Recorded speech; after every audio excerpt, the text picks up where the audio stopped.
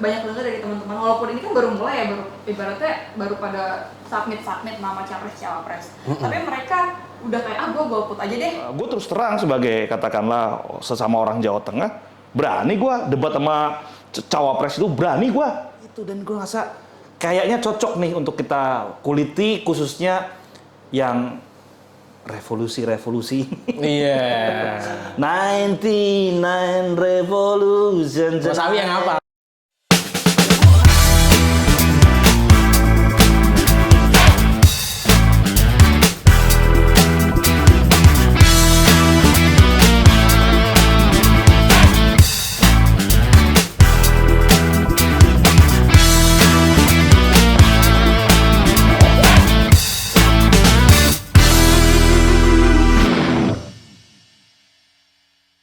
Selamat pagi, selamat siang, selamat sore, selamat malam nih kalau kata-kata Jess kayak gitu. Iya. Jadi ini template-nya Jess sebenarnya. Cuman ini Jess-nya lagi di Malaysia kan. Sombong dia. Iya, di Malaysia dia.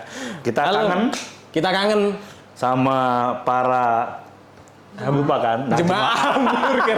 Yang inget nih Pak aku. jemaah hamburger. Saking lamanya ya. Saking lamanya, 3 bulan kita absen, mohon maaf kalau Iya, memang iya. meskipun belum lebaran, Kita minta maaf. kita minta maaf lahir dan batin. Iya, tapi ngomong-ngomong selain kita kangen, rasanya kayak gerah gitu loh. Bukan gerah, Bajunya hitam. mungkin ya. Oke. Tapi emang cuacanya lagi panas banget nggak sih? Lu Iya. ngerasainnya gimana, Pak? Panas banget. Udah gitu apa sih kayak menyengat gitu loh panasnya. Iya. Yang Terik ya. Terik, gitu, terik. panas banget. Terus apa ya? Kemana-mana harus pakai sepatu sekarang, terus pakai jaket. Emang sebelumnya nggak pakai sepatu? Nggak pakai sendal. makanya. Oh, lebih Karena itu aman. belang kan. Concerning banget, jadi kita ganti sepatu. Oh. Kalau Mas Ardi gimana? Panas. Selain panas cuaca, kayaknya ada panas-panas yang lain ya Mas Awit. Kenapa nih? Episode kali ini kita akan ngomong bagaimana suasana panas yang sampai bulan November belum ada hujan. Gue belum menemui hujan di sini. Tapi juga kayaknya baik di suhu dalam negeri maupun suhu luar negeri lagi panas. Panas banget. Baik secara harfiah maupun Secara Bisa masuk mata. literal ya. Literal. Harafiah. Makanya gue hari ini pakai baju hitam dan gue pakai baju lu yang gue dikasih sama lu. Wis. Ini hadiah ulang tahunnya Ardi buat gue. Yang ke-31 kayaknya. Ya, 13 lebih tepatnya. Dan Soalnya baru 3 semangatnya Pak. Enggak, gue pagi ini bener-bener pengen banget pakai baju ini karena memang sepagi ini gue muter lagu lagi berulang kali itu lagunya Green Day. Yang judulnya 99 Revolution. Jadi kita udah jadi kaum 99% lah yang kemudian 1% elit yang kemudian nguasai ini, kita mau jadi penonton doang. Nah, ini 99 Revolution. Bukannya kita udah kayak gitu? Nah, makanya jadi gue udah sampai balik lagi ke itu album Uno dos Tres ya, kalau nggak salah tahun 2012. Iya. Nah, Uno dos Tres, bukan Tres, Tres itu albumnya si Green Day tahun 2012. Gue inget lagi lagu itu dan gue rasa kayaknya cocok nih untuk kita kuliti, khususnya yang revolusi. Iya. 99 Revolution. Tapi yang apa? Enggak hafal sejujurnya. Nanti cek liriknya itu keren banget. Keren. Itu represent banget sama mungkin kalau kita dengerin kemudian kita relate dengan situasi hari ini semua kita kaum 99 deh yang seolah-olah yang 1% tuh yang bisa tiap hari nongol di TV buat deal di sana buat deal di situ. Kita kaum 99% ini jangan-jangan ini. Iya, betul. Nah, kan kita perlu revolusi tonight. Nah, Ini yang paling mantap nih. Tegas. Revolusi. karena MK yang dianggap meloloskan ponakannya. Siapa Paman. lagi kalau bukan Abang Gibran, Mas Gibran. ada Tapi emangnya meme-nya lucu ya. Ada Gimana? emangnya. Yang lucu kemarin paman datang, pamanku dari MK. Nah, gara-gara itu. Nah, sekarang kita udah ada Iva ya yang kemudian juga berasal dari satu kampung sama Mas Solo. Gib. Dari Mas Gib. Ya. Mas Gib yang katanya jadi baby nepo. Katanya lo ya, banyak meme-nya nih. Banyak banget. Banyak meme-nya. Banyak banget. Itu gimana tuh? Apa nih, dilihat dari apanya? Dari apanya? Dilihat dari Jadi kecintaan seorang paman itu kadang-kadang juga bisa dipandang lain ya. Padahal itu kan kalau itu Iya. kan kita diajarkan untuk berbuat baik apalagi ke ponakan sendiri, anak ponakan ponakan sendiri. sendiri. Iya, iya, Nah, ketika berbuat baik malah dihujat. Nah, itu gimana tuh? yang salah di mana nih? Ya kan? Kalau lo ngeliat gimana, Pak? Nah, sebagai sesama Padahal tadi di belakang yang berat-berat nanti Mas Awi semua. kalau ini di counter. Aku sih ngelihatnya ya nggak apa ya, namanya juga kompetisi ya kan, ada caranya masing-masing gitu. Oke. Aku nggak bilang caranya salah atau benar ya, nggak benar, cuma kayak mungkin at some point apa ya, banyak aku ngikutin yang di berita aja ya soal politik dinasti dan sebagainya gitu. Aku juga baru belajar gitu loh, nggak yang udah tahu banget, tapi maksudnya terlihat lah ya kayak alurnya, terus terus kemudian juga kayak suasana politiknya kayak Iya, gitu. Aku iya, sih iya, merasanya iya. kayak dari pandanganku, walaupun ini juga kompetisi di akhir, tapi aku merasa kayak kurang sehat. Kurang sehat. Nggak Iya. sehat ya. Kurang sehat gitu Iya. kan. Kayak ada kayak pakai shortcut kayak gitu-gitu. Tapi Ya. lu ngerasa terwakili nggak kalau Mas Gibran maju? Kan anak muda katanya. Iya, kan anak muda. Secara umur iya. Secara Tapi umur iya. aku, Secara umur, aku nggak tahu ya, mungkin aku juga mau belajar dari Mas Ardi dan Mas Awi Oke. gitu soal gimana kinerja dia as a wali kota. Wali kota. Gitu kan. Karena aku merasa Iya. selama dia menjabat, aku kalau misalkan ngomongin dari representing anak mudanya sih aku nggak ngerasa ya. Aku Oke. kayak mungkin nggak Nggak secara relate langsung ya. gitu kan. Cuman ya kalau misalkan ada narasi-narasi soal anak muda nih, udah generasinya anak muda yang mimpin gitu ya, percayalah karena dia beraninya itu loh, berani mengambil keputusan. Terus kemudian juga kita lihat sendiri di Solo kan udah banyak pembangunan juga. Oke. Dan ya terasa juga gitu sama masyarakat Solonya kayak gitu. Jadi ya itu sih. Iya. Banyak nggak teman-teman kamu yang suka sama Mas Gibran? Teman-temanku belum banyak denger sih, Oh, kayak belum mereka banyak denger. Belum kenal ya? Belum Karena kenal. karena orang Jakarta. Iya, orang Jakarta. Karena orang Jakarta dan belum menikmati program-programnya dia di Solo seperti itu. Sementara Iva, kenapa kok kita tanyanya Iva? Karena Iva ini orang Solo sebenarnya. Iya, Putri Dia- Solo. Putri Solo dia. Solo. Dan sebagai fakta memang aku lagi buka nih, lagi ngecek dia tuh sebenarnya ada banyak program pembangunan. Solo itu termasuk salah satu wilayah yang punya banyak program pembangunan yang disupport oleh pemerintah Pusat. pusat. Oh iya. Ada sekitar belasan, 16 itu katanya udah bisa dinikmati ya kan, tapi ada 5 dari 10 program itu, program prioritas ya, yang itu belum selesai. Tapi balik lagi, karena sebenarnya kita juga, kalau aku pribadi nih, kalau balik pertanyaan ke aku, nggak apa-apa anak muda maju kayak gitu. Betul, sama kayak kata Iva, Mas Hawi bisa maju, aku bisa maju, Gue udah Iva muda masuk. lagi. Gue udah masuk kategorinya bisa memang. Oh, masuk, udah masuk Nggak pakai kategorinya. kategori muda udah bisa. Kategori mudanya pernah udah maju bisa sih. masuk. Iya benar. Kategori mudanya bisa masuk, tapi presidensial threshold-nya Threshold-nya. belum. Mungkin itu ya, semua orang bisa menikmati dipilih dan memilih. Itu sebenarnya itu yang penting. Jadi sebenarnya nggak apa-apa aja orang anak itu maju, tapi emang momentumnya kayaknya nggak pas deh. Iya. Kayak gitu, terlalu dipaksain deh gitu loh. Ada apa sih ini? Kira-kira ada apa nih Pak Awi? Jadi narasumber. Tapi yang jelas kita wajar untuk kemudian memberikan respon. Menurut gue ini penting banget Ya. kita ngomongin hal ini. Karena apa? Karena siapapun yang akan nanti jadi capres cawapres dan pres dan wapres itu akan kita bayarin pakai APBN. Wow.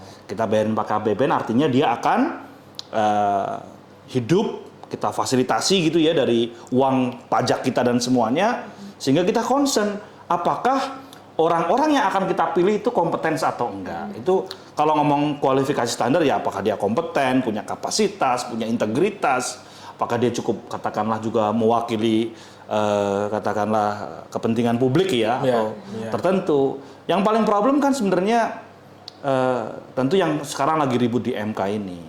Ada proses yang kemudian nggak etis gitu ya, memaksakan gitu ya, karena kita sama-sama tahu ada gugatan juga soal etika karena si ketua MK adalah paman dari calon yang kemudian diuntungkan, yaitu si Gibran ini. Nah, di mana persoalannya? Kenapa kita kemudian patut bahkan marah menurut gua? Bahkan gua ngerasa tadi di awal gua frustasi karena yang namanya negara ini kan bahkan konsep dasarnya yang paling tradisional sekalipun itu kan sebenarnya membangun segala sesuatunya kan dengan asas legalitas sebenarnya. Harus legitimate gitu. Nah, kemudian ketika drama MK hari ini yang kemudian sering diplesetkan jadi mahkamah keluarga dan sebagainya, itu gara-gara apakah gara-gara ambisi politik si presiden kita hari ini yang kemudian mau memaksakan anaknya bisa berkontestasi bahkan bisa memanipulasi keputusan MK untuk kemudian mengubah klausul di undang-undang berapa pasal berapa itu.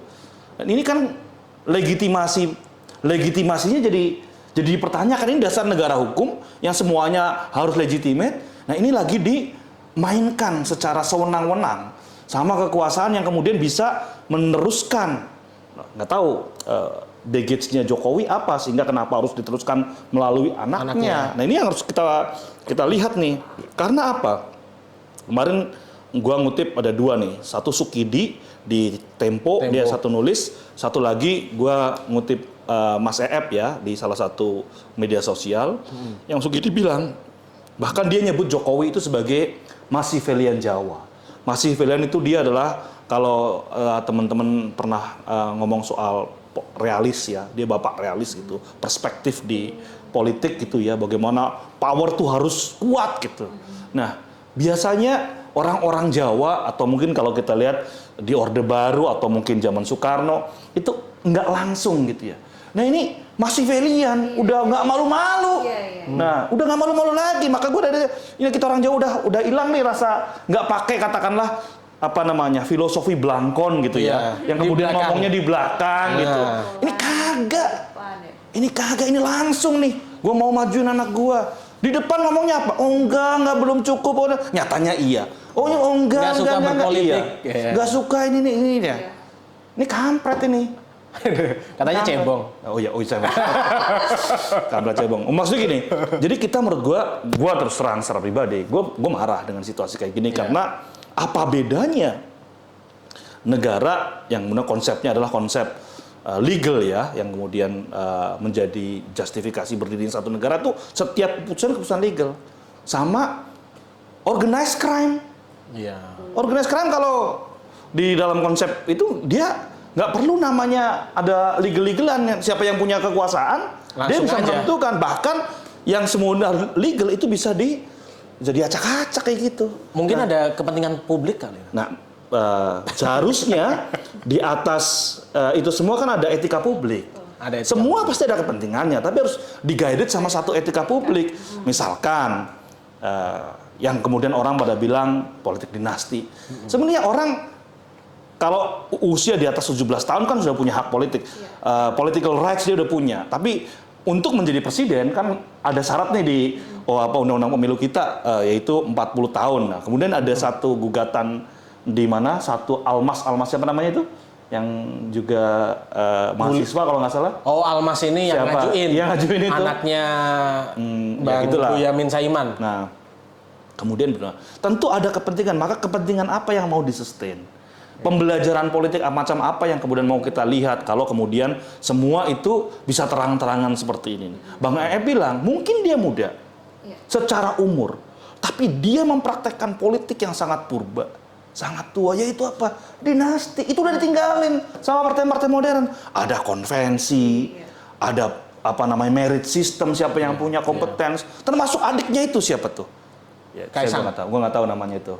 Yang baru jadi 2 hari anggota PSI. udah jadi ketua umum. ketua umum. Iya, kalau Nah, ini kan di mana itu semua kalau kemudian nggak ada cawe-cawe intervensi yang kemudian dibilang oh enggak ya sebagai bapak saya merestui ya gitu-gitu. Jadi saya rasa tentu semua orang punya hak kemudian tapi prosesnya yang kemudian seharusnya punya basis legal yang kuat, yang mumpuni gitu ya sebagai negara di tengah situasi yang menurut gue kita harusnya bersyukur karena lagi masanya masa 25 tahun reformasi, kita relatif damai gitu ya.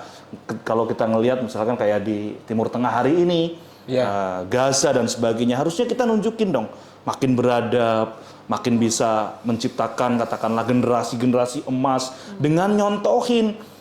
Makin ke sini, biasanya kalau presiden udah 5 tahun yang kedua, itu mau berbuat baik aja untuk ninggalin legasi baik.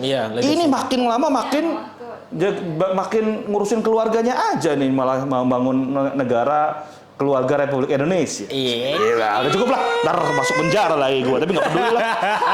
99 Revolution tonight. Tapi emang ngeri sih, ngerinya itu benar-benar udah menggunakan elemen negara, kita bisa bilang kayak gitu ya, MK itu ya. Jadi alat negara kan sebenarnya itu untuk mengadili sesuatu hal yang memang perlu diadili, diambil keputusannya secara tepat. Tapi ini dikatakan tepat atau enggak ya jelas enggak. Karena prosesnya sangat cepat dan potong sana potong sini tiba-tiba naik gitu. Iya. Tapi disclaimer dulu nih ya. Kami ini bukan pendukung Anies Imin atau pendukung Ganjar Mahfud ya. Kita bukan pendukung mereka. Begitu juga bukan pendukung Prabowo Gibran, jelas.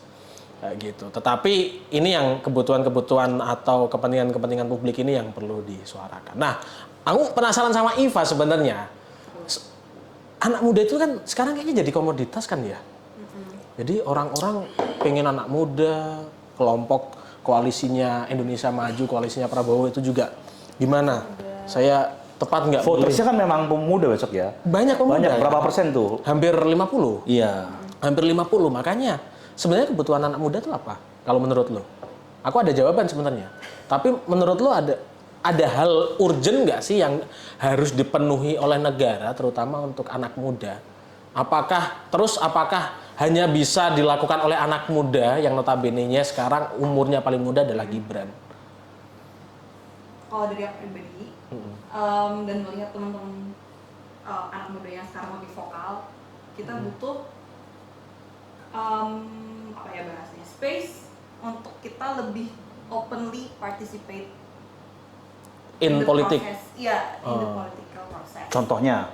Contohnya ya mungkin aku mau ngaitin sama kayak kebebasan berbicara di sosial media, karena kita sekarang pakai sosial media terus kan untuk menyebar informasi kayak gitu. Nah, karena kan ada beberapa kali misal aku ini contoh lama sih kayak waktu misalkan contoh yang nge-spill soal Lampung itu. Oh iya. Jalanan ya. Tapi sekarang udah bisa tidur di mobil kemarin katanya. Pak Jokowi. Nggak tahu siapa yang ngomong. Presidennya bilang gitu. Sekarang ini gubernurnya rajin gitu. Rajin minta ke pusat katanya. Terus. Jadi ya mungkin salah satu urgensi anak-anak muda tuh pengen menuntut itu kayak gitu. Terus ya pingin wajah baru aja sih, maksudnya karena aku udah banyak dengar dari teman-teman, walaupun ini kan baru mulai ya, ibaratnya baru pada submit nama capres cawapres, tapi mereka udah kayak gue golput aja deh. Udah nggak tertarik gitu kan dengan calon-calon yang itu lagi. Dan orang-orangnya juga ya ya ada yang berapa kali nyalonin tuh kan, ada yang Ya, udah yang gagal mulu. gagal lagi kayak gitu. Ngelihatnya sih nggak menarik nih kayak gitu kan. Tadinya mungkin harapan dari calon yang terakhir baru keluar itu siapa kayak anak mudanya yang apa ya, yang bisa bikin gairah politiknya keluar gitu kan.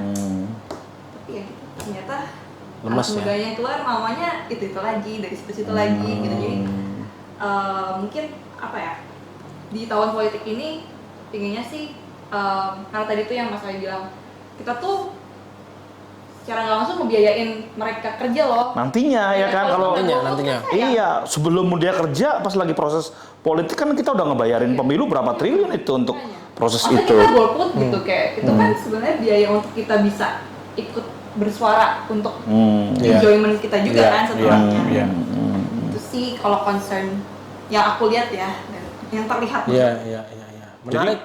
Jadi, aku menarik yang Iva bilang, malah dengan pilihan kayak gini, teman-temannya Iva menurut katakanlah mungkin sepemahamannya Iva itu malah cenderung jadi golput, menarik diri ya. Antipati dengan jangan situasi politik kayak gini. dengan situasinya kayak Atau gini. jangan-jangan kalau orang pada golput malah pada senang tuh calon-calon yang kemudian di itu asik nih. Berarti kan namanya maju itu kan ada hitungan-hitungannya Ada sendiri hitungannya, tuh. iya, betul. Iya, kalau Betul. pada golput siapa yang kemudian yang akan diuntungkan gitu-gitu. Iya. Nah itu. Jadi kadang-kadang pilihan-pilihan itu jadi sangat nggak ada ya. Jadi kayak orang-orang atau teman-temannya Iva yang tadi sebutin, tadinya pengen ada gairah baru, anak-anak baru yang mungkin juga bisa mewakili keprihatinan atau masalah zamannya gitu ya, yang butuh tadi space, sosial media dan sebagainya yang bisa jamin itu, tapi keluarnya orang-orang kayak gitu, itu gara-gara apa? Nah, menurut gua itu gara-gara yaitu elit-elit 1% itu dari 99% kita ini 1%. yang nggak dianggap. Kita nggak dianggap, kita nggak dianggap sama sekali. Mereka udah nggak malu-malu, ya kan? Nggak cuman katakanlah berkomplotan di satu institusi, di banyak institusi, ya kan? Orang, ya kan, pasang orang. Berarti kan ini sudah direncanakan. Kemudian kita kayak dianggap suruh 99% ini suruh nonton aja. Come on Jack, gue nggak mau kayak gitu. Marah kayak gitu. Iya. Ini kita, gue terus terang sebagai katakanlah sesama orang Jawa Tengah, berani gue debat sama cawapres itu, berani gue.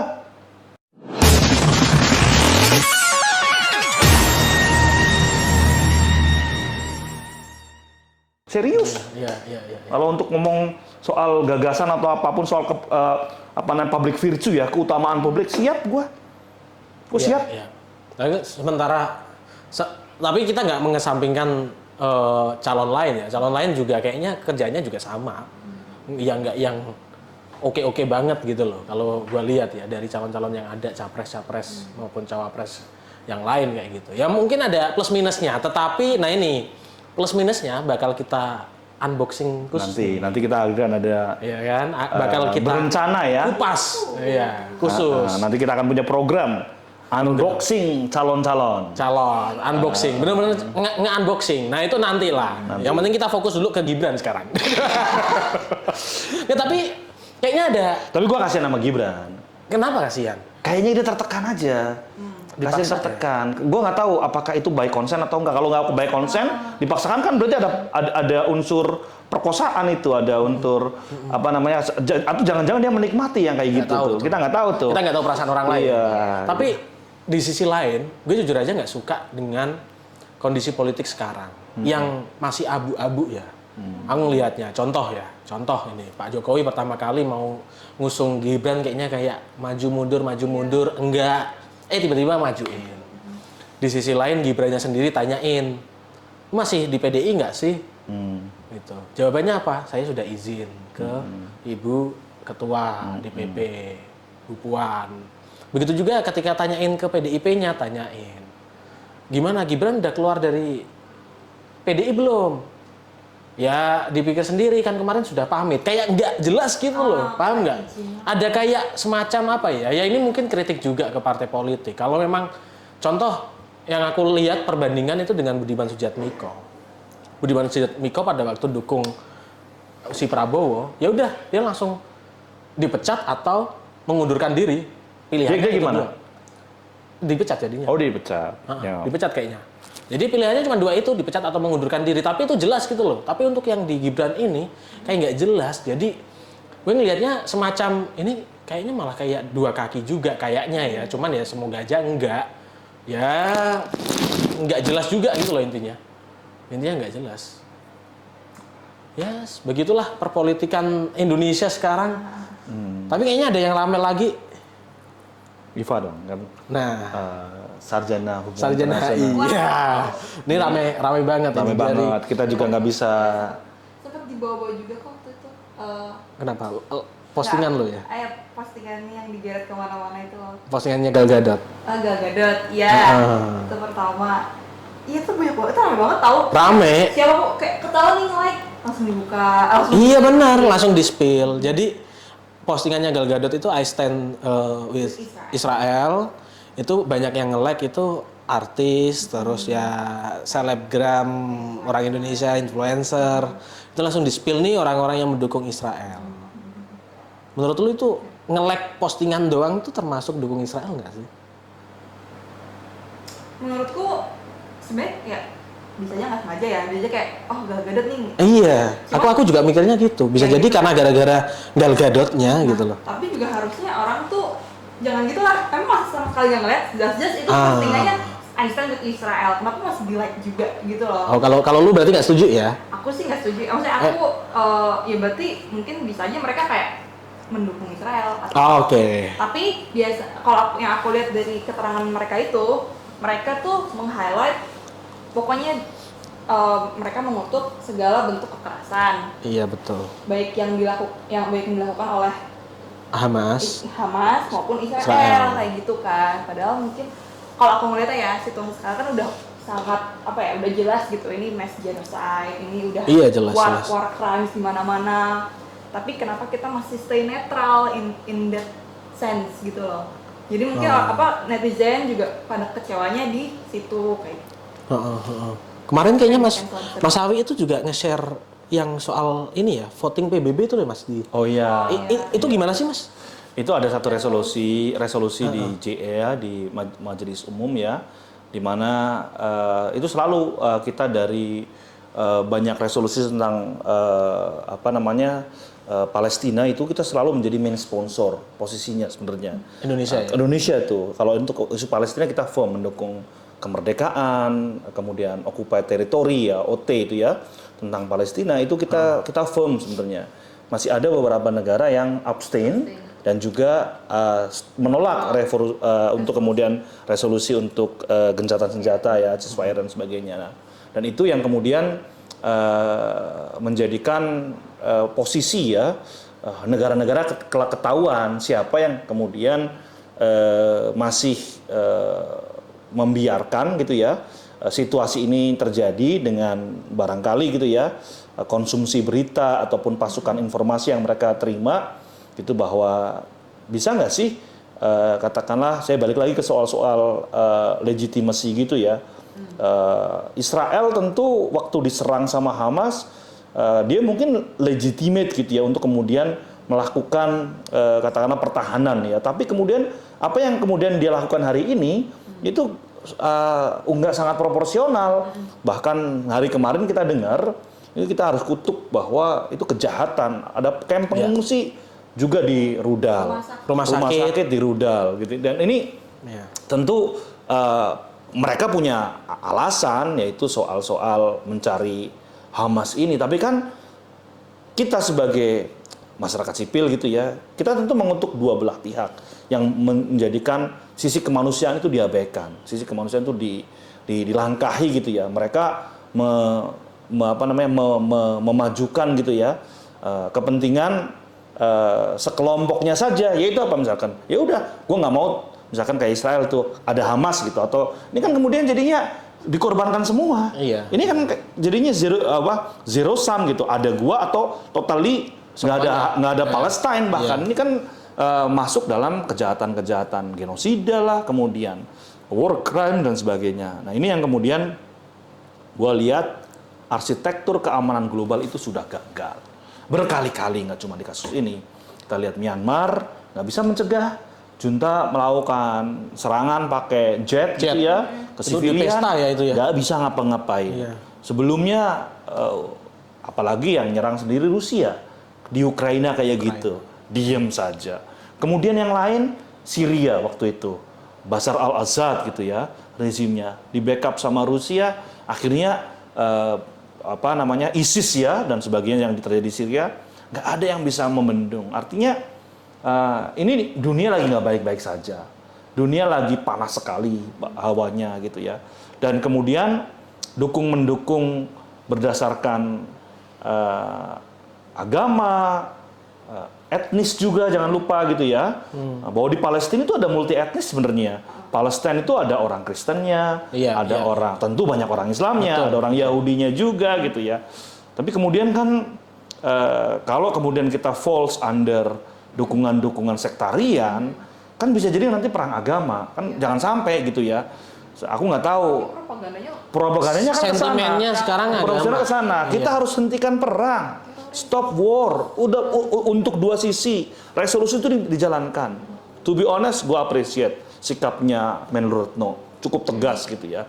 We stand with Palestine dalam konteks bukan Palestine dalam satu agama atau dalam satu etnisitas tertentu, tapi bahwa kejadian yang sangat nggak proporsional itu kan legitimate ya, yang proporsional dong, bukan nggak proporsional seperti itu kan, kayak organized crime juga si siapa namanya si PM Israel ini nggak bisa. Jadi ini yang kemudian nggak bisa diterima gitu ya. Itu yang kemudian kita harus tegaskan bahwa perang akhirnya yang paling menderita kalau kita lihat tentu saja siapa, anak-anak, perempuan yang nggak ngikut-ngikutan soal itu. Emang alasannya kalau perempuan apa, Mas?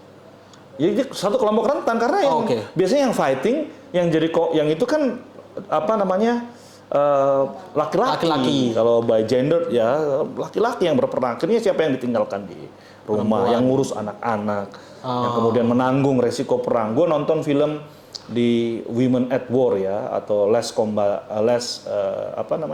Combatants ya, bahasa Prancis itu. Di Netflix ya? Di Netflix. Itu menarik karena bagaimana perempuan-perempuan itu menanggung perihnya batin. Kalau mungkin yang laki-laki perihnya atau panasnya peluru dan mortir ya, tapi kan yang perempuan ini yang ditinggalkan, yang kemudian harus ngurusin pasien, yang kemudian harus ngurusin anak-anak. Ini hal-hal ini. Misalkan contoh gitu ya, apakah setiap orang yang punya sisi kemanusiaan ngelihat anak-anak tumbuh dengan situasi roket-roketan kayak gitu, kayak gimana masa depannya? Sedih sih. Nggak harus menjadi perempuan. Iya. Dan ini kan jadi apakah kemudian untuk menyelesaikan persoalan kekerasan dengan jalan kekerasan itu menyelesaikan masalah? Jangan-jangan mereka akan tumbuh menjadi orang-orang yang kedepannya sangat membawa dendam. Bisa jadi gitu ya.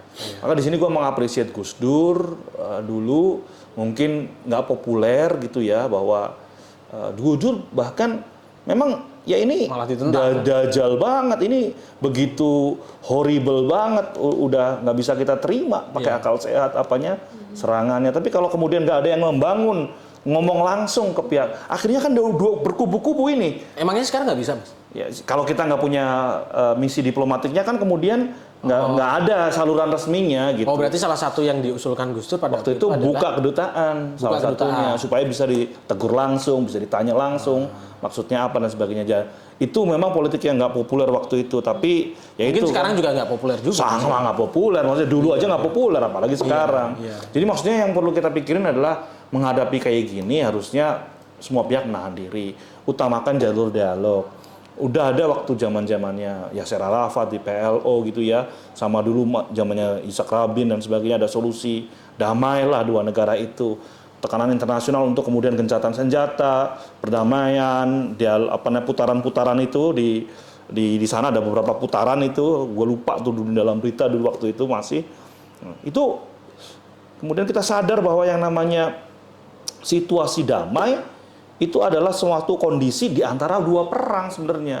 Nah, kita Indonesia kayak gitu sebenarnya. Ini sekarang ini. Balik lagi kan, kita Iya, harusnya iya, kan iya. ketika kita lagi damai kita bisa memajukan peradaban dong. Iya, Pendidikan iya. Menyiapkan anak, suatu hal yang kesehatan, baik. malah keluarganya sendiri yang dimajukan. Ini balik lagi. Balik ke Indonesia lah. Tapi nggak apa-apa deh. Emang sebenarnya rada gatel juga untuk komen soal Mas Gib ini ya. Iya. Jadi ya gitulah benih-benih katakanlah perpecahan harusnya dihindari gitu ya, dalam pengertian kita rawat gitu ya yang namanya tatanan bernegara dengan keutamaan publik, apa yang disebut public virtue ya. Ini nggak ada, diinjak-injak semua. Sayang dalam masa damai kayak gitu. Kalau masalahnya masa perang, itu udah nggak bisa lagi mikir nggak bisa damai. anak sekolah, nggak bisa orang bisa nge-tweet, nggak bisa, Fah. Nggak bisa kita minum kayak gini, membuat konten, nggak bisa. Makanya pada saat damai kayak gini, kita harus aktif memajukan peradaban, menjadi juru damai di percaturan internasional. Makanya aku appreciate Gus Dur. Ayo, kalau kayak gini kan cuma jadi berkubu-kubu doang. Oke, aku kubu ini, kendem-kendeman, kuat-kuatan, perang. Karena nggak ketemu kan, nggak ada nih orang yang kemudian main di tengah sebagai mediator itu ini. Nah ini yang kemudian sekarang absen.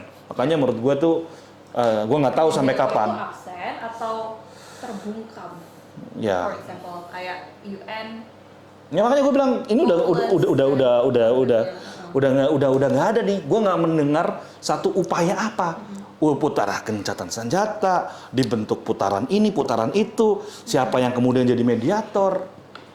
Indonesia banyak contoh-contoh masa lalu yang kemudian ada konflik komunal gitu ya, yang kemudian ada solusi damai, ada perjanjian Helsinki waktu kemudian di Aceh, ada mungkin di Ambon dulu kita mengenal yang namanya itu Pelagandong gitu ya, atau perjanjian Malino soal Poso gitu, ada orang macam Pak JK gitu yang menjadi banyak mediator di situ. Dan kemudian juga selain udah damai, sisi keadilannya juga harusnya ditegakkan. Jangan kemudian supaya peristiwa nggak terulang, orang mau damai tapi juga haknya juga harus dipenuhi. Nah ini yang kemudian harusnya komisi kayak KKR, kemudian remedi, hak-hak atas pemulihan, itu sekarang dijalankan. Kalau enggak, orang akan dulu kayak gini nggak apa-apa nih, ya udah maaf-maafan doang. Nah nanti nggak pernah belajar, nggak ada yang kemudian dihukum, nggak ada yang kemudian dipulihkan gitu dan sebagainya. Saya rasa kita punya modalitas nasional dan juga internasional zaman-zaman Soekarno misalkan kita buat non-blok kita nggak kedengaran lagi. Politik luar negeri kita cuman di GA ngomong doang. Ya gue appreciate statementnya clear, jelas gitu ya. Tapi kemudian apa lagi setelah itu? Apa yang dilakukan in the meantime gitu. In this meantime untuk kemudian karena memang DK itu gagal untuk stop. Itu kan gagal karena perang, ya? diveto sama bukan ya DK-nya ada P5 ya, tapi kemudian di GA-nya udah kelihatan ada satu yang nggak setuju sama ceasefire itu. Nah, ini yang kemudian arsitektur keamanan global hari ini gagal mencegah ataupun menyelesaikan yang sudah terjadi ini. Revolution tonight. Mungkin terakhir nih Mas. Mungkin yang salah satu yang tepat biar semua itu bisa berjalan dengan lancar dan baik itu PBB juga harus meniru Indonesia. Kenapa? Harus melibatkan keluarga-keluarga biar semua urusan gampang gitu loh. Ya sekarang kan berat banget itu loh, harus ada debat, harus ada mahkamah keluarga, jangan di PBB gitu ya. Kayaknya sih. Anwar kita dorong gimana ada? Pak ini Hakim Anwar. Terakhir. Yes. Satu kata untuk kondisi di Indonesia. Untuk Mas Gibran deh langsung deh. Dan juga untuk Israel Palestina, satu kata. Iva dulu deh. Iva dulu. Untuk misalnya Palestina, hashtag aja deh, hashtag Free Palestine. Oke, sama. Aku juga Palestina merdeka. Ya. Damai ya. Untuk Gibran? Stop war. Gibran, semangat. Ini semangatin sama Iva. Jadi mulai ikhlas. Disemangatin sama Iva.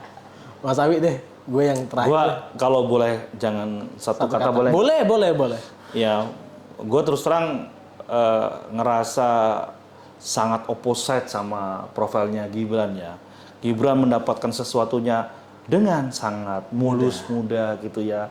Gue ngerasa bahwa itu privilege atau itu keistimewaan ya yang dia sekarang bisa rasakan gitu. Tapi menjadi seorang pemimpin apalagi calon wakil presiden itu lu harus punya kompetens, lu harus punya integritas, lu harus punya yang namanya kapasitas.